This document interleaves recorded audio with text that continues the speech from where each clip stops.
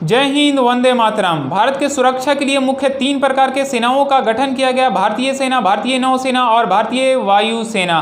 तो भारतीय वायुसेना में 12वीं से लेकर ग्रेजुएशन तक के कई सारे उच्च अधिकारी के पोस्ट होते हैं। वैसे ही एक 12वीं के लेवल पे भारतीय वायुसेना यानी इंडियन एयरफोर्स में एक पोस्ट का नाम है ग्रुप वाई, जिसे नॉन टेक्निकल बोला जाता है। तो ग्रुप वाई यानी नॉन टेक्निकल को ज्वाइनिंग लेने के लिए इंडियन एयरफोर्स में अभ्यर्थी का क्वालिफिकेशन क्या होनी चाहिए, एज क्राइटेरिया क्या होनी चाहिए, क्योंकि इंडियन एयरफोर्स, इंडियन नेवी और इंडियन आर्मी में यंग ब्लड पर्सन को ही लिया जाता है। उसके बाद अब इसके योग हैं, तो योग होने के बाद आप ऑनलाइन या ऑफलाइन आवेदन करते हैं वैकेंसी के लिए, तो उसके बाद कई सारे प्रोसेस से गुजरना पड़ता है, जैसे में रिटन टेस्ट, फिजिकल टेस्ट और फिजिकल मेजरमेंट टेस्ट और सबसे अंतिम चरण में मेडिकल टेस्ट। यही मुख्य 3 प्रोसेस से आपको गुजरना पड़ता है इंडियन एयरफोर्स में ज्वाइनिंग लेने के लिए। तो ये जितनी भी प्रोसेस से गुजरना पड़ता है, ये सभी प्रोसेस का हम लोग संपूर्ण विश्लेषण स्टेप बाय स्टेप करने वाले हैं। जैसे रिटन टेस्ट में, तो रिटन टेस्ट में हम लोग ये देखेंगे कि एग्जाम पैटर्न, तो एग्जाम पैटर्न में कौन कौन से सब्जेक्ट से कितने सवाल पूछे जाएंगे और ये सभी सवाल को सोल्यूशन करने के लिए समय सीमा कितना दिया जाएगा और रिटन टेस्ट में आपके नेगेटिव मार्किंग कितनी होती है।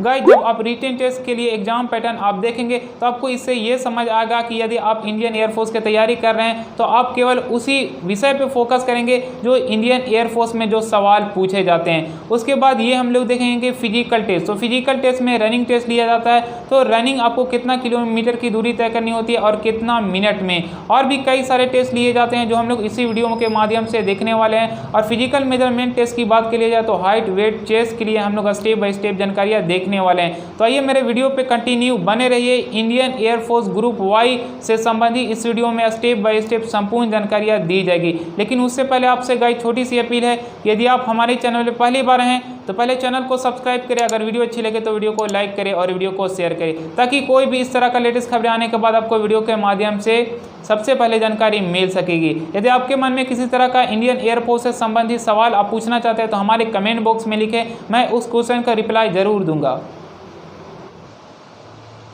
तो गाइस, पहला इंटरफेस कुछ इस तरह से देख पा रहे हैं, IAF ग्रुप वाई, इसका मतलब ये हुआ इंडियन एयरफोर्स ग्रुप वाई। केवल हम लोग इस वीडियो के माध्यम से इंडियन एयरफोर्स में ग्रुप वाई यानी नॉन टेक्निकल के लिए ऑल एलिजिबिलिटी क्राइटेरिया और सिलेक्शन प्रोसेस देखने वाले। याद रहे गाइस, केवल ग्रुप वाई के लिए ही, इंडियन एयरफोर्स के लिए। जो फर्स्ट नंबर में यहाँ पे शो किया जा रहा है कि इंडियन एयरफोर्स में ज्वाइनिंग लेने के लिए ग्रुप वाई के पोस्ट पाने के लिए सबसे पहले क्वालिफिकेशन की बात करी जाए तो 10+2 intermediate exam passed with 50% marks और इंग्लिश 50% मार्क्स। यानी इंडियन एयरफोर्स में ग्रुप वाई नॉन टेक्निकल बनने के लिए आपका क्वालिफिकेशन कम से कम 12वीं की डिग्री पास हो अभ्यर्थी के, और 12वीं की डिग्री में 50% अंक के साथ पास हो, और उसमें अंग्रेजी विषय भी होना जरूरी है, जो अंग्रेजी विषय में भी कम से कम 50% अंक होना आवश्यक है। यानी कि 12वीं की डिग्री में आपके पास 50% अंकों के साथ यदि आप पास हैं और अंग्रेजी विषय में भी आपके 50% है तो आप इंडियन एयरफोर्स में ग्रुप वाई के लिए एलिजिबल है, उसके लिए आप आवेदन कर सकेंगे।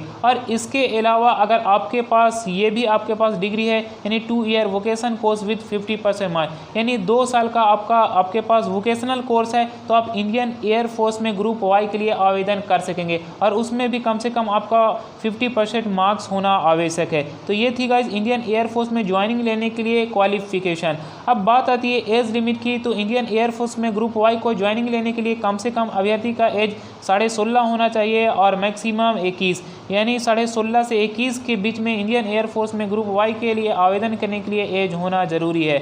अब बात आती है यहाँ पे लास्ट स्टेप में, only unmarried candidate also apply, केवल अविवाहित पुरुष ही इंडियन एयरफोर्स में आवेदन कर सकेंगे। जिन कैंडिडेट का शादी हो चुका है तो वो इंडियन एयरफोर्स का हिस्सा नहीं बन सकेंगे। तो गाइज, अब बात आती है कि आप इंडियन एयरफोर्स के लिए लायक हैं, यानी उसके लिए आपके पास योग हैं, आपके पास क्वालिफिकेशन है और एज भी है। तो अब आपको करना क्या है, तो सबसे पहले आपको इंडियन एयरफोर्स की ऑफिशियल वेबसाइट पे जाके वैकेंसी चेक करना होगा हर वक्त। वैकेंसी ऑनलाइन और ऑफलाइन 2 तरह की वैकेंसी निकलती है। जो अधिकतम वैकेंसी निकलती है वो ऑनलाइन ही वैकेंसी निकलती है, तो ये आपको चेक करना होगा। और जब इंडियन एयरफोर्स की वैकेंसी निकलती है तो सबसे पहले आपको ऑनलाइन या ऑफलाइन आवेदन करना होता है।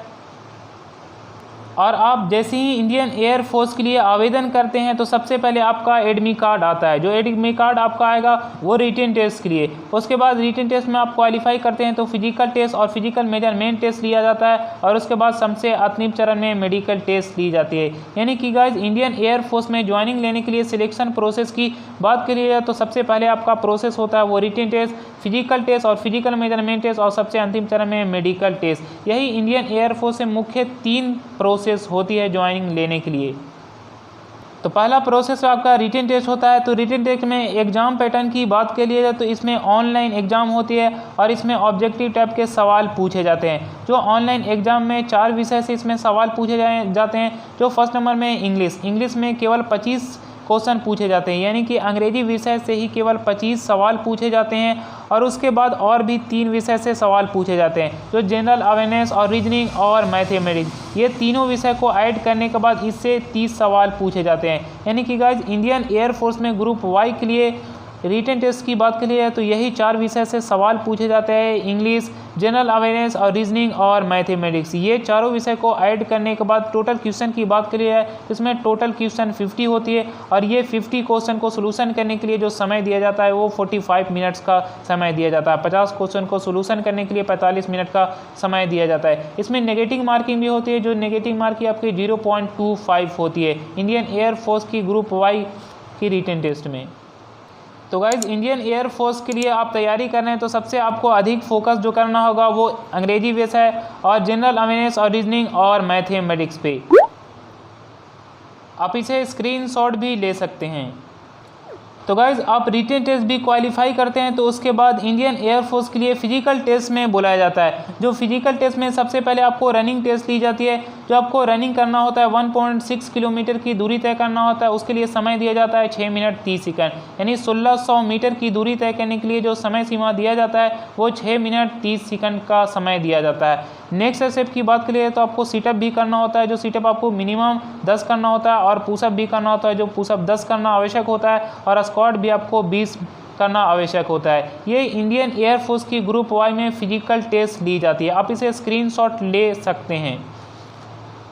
और इंडियन एयरफोर्स में ग्रुप वाई के लिए फिजिकल मेजरमेंट टेस्ट की बात करी जाए तो इसमें ग्रुप वाई और ग्रुप एक्स 2 तरह की भी इंडियन एयरफोर्स में पोस्ट होती है। तो हम लोग इस वीडियो में केवल देख रहे हैं ग्रुप वाई के लिए। तो ग्रुप वाई और ग्रुप एक्स के लिए दोनों के लिए इतना ही फिजिकल मेजरमेंट टेस्ट लिया जाता है। तो हम लोग केवल इस वीडियो में ग्रुप वाई के लिए देख रहे हैं। अगर आप ग्रुप एक्स के लिए भी आवेदन किए हैं तो इसमें भी आपका फिजिकल मेजरमेंट टेस्ट इतना ही शो किया जाएगा जो आपका इंडियन एयरफोर्स में ग्रुप वाई के लिए और ग्रुप एक्स के लिए रहती है। जो फर्स्ट नंबर में यहाँ पे शो किया जा रहा हाइट आपका कम से कम 152.5 सेंटीमीटर होना चाहिए इंडियन एयरफोर्स में ग्रुप वाई और ग्रुप एक्स दोनों के लिए।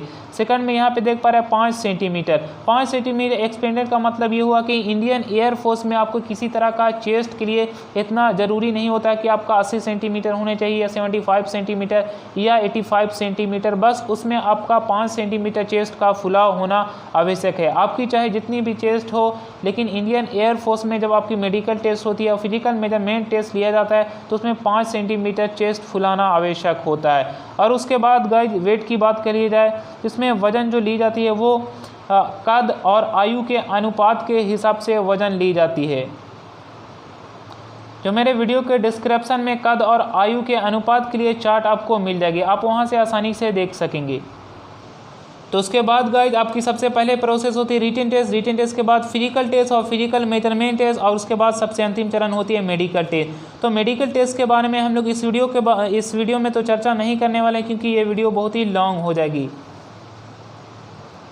मेरी नेक्स्ट जो वीडियो आएगी गाइज वो इंडियन एयरफोर्स के मेडिकल टेस्ट से संबंधित संपूर्ण जानकारी उस वीडियो में बताई जाएगी।